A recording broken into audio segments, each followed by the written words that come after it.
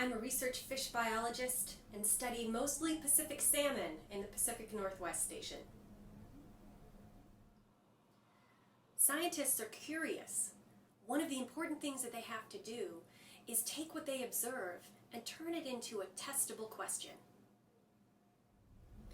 My big curiosity is about fish and how they use their habitats.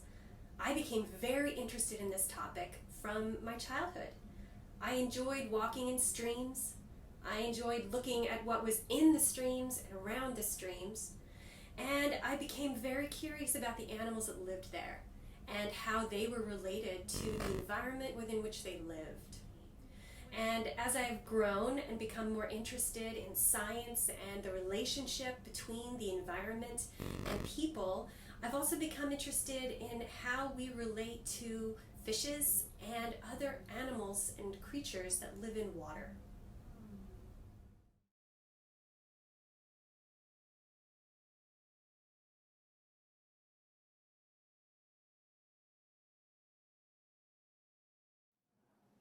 One of the things I'm particularly interested in is how we can look at habitat and how fish are using habitat from the perspective of the fish. It's really helpful for us as people on the outside to look into stream systems and think about what we think would be important for the fish.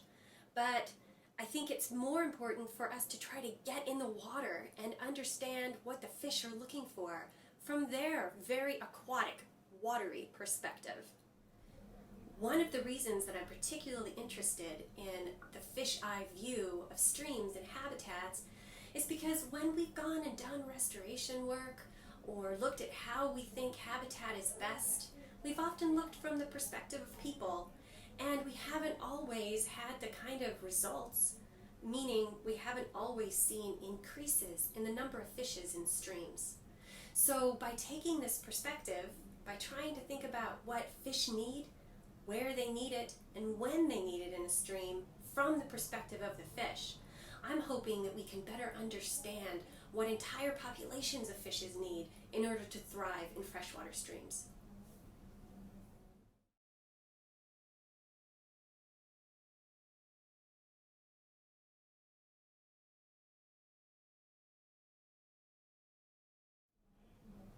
Fishes are in decline in many of our freshwater streams throughout the U.S. and around the globe.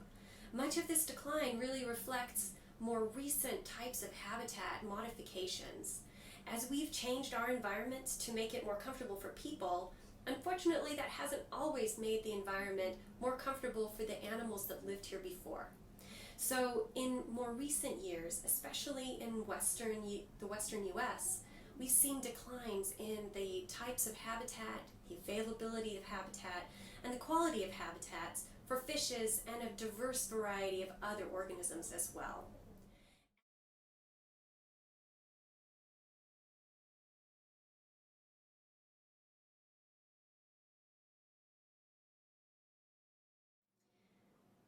As a research scientist that's particularly interested in fish, it became very important for me to try to identify a topic that I could tackle that could allow us to get at this broader question of fish analysis from the perspective of the fish, and also inform an important piece of our understanding.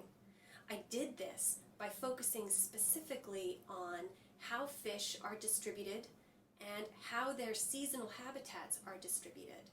In particular, juvenile salmon need habitat for the summer when it is warm. They need habitat for the winter when the water is running very quickly and they need to find refuge. These particularly important habitats need to be available close to one another in a stream system, or at least that was my hypothesis. To better understand this research question, it would be really helpful to understand the life history of Pacific salmon. Pacific salmon are an anadromous fish. This means that the adults spawn in fresh water, their juveniles rear in fresh water for a variable amount of time before returning to the ocean where they mature and grow large. After a few years, they come back as adults and spawn in fresh water. The vast majority of Pacific salmon die after they spawn. So this is their life cycle. This means that there's a diversity of habitats in both freshwater, the estuary, and in the ocean that are important for Pacific salmon to be able to survive and thrive. Because they're moving between all of these different habitat types, the connectivity between habitats is critical for their life history. When a scientist has a specific curiosity that results in a question, one of the first things that we need to do is figure out what is already known about this topic.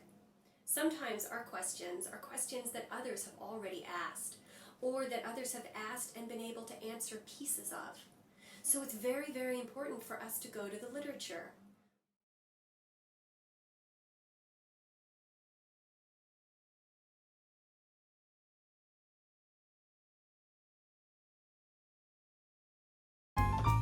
Visit the Natural Enquirer website for more information.